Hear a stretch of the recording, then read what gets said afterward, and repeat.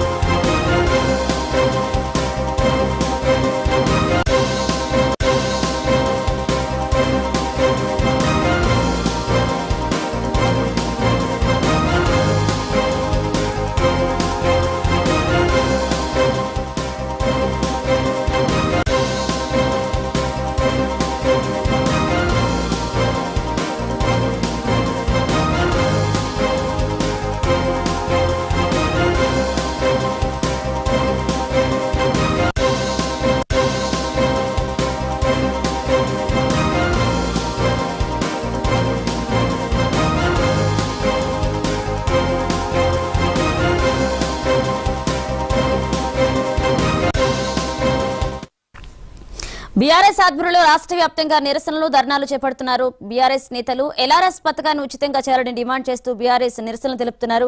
గతంలో కాంగ్రెస్ ఇచ్చిన హామీని నిలబెట్టుకోవాలంటూ డిమాండ్ చేస్తున్నారు. ఇక ఛార్జీలు లేకుండా ఉచితంగా ఎల్ఆర్ఎస్ చేయాలని గులాబీ పార్టీ డిమాండ్ చేస్తుంది.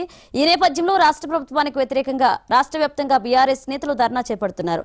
ఇక అన్ని నియోజకవర్గాలు జిల్లా కేంద్రాల్లో ఇవాళ ధర్నా కార్యక్రమాలు చేపడుతున్నారు.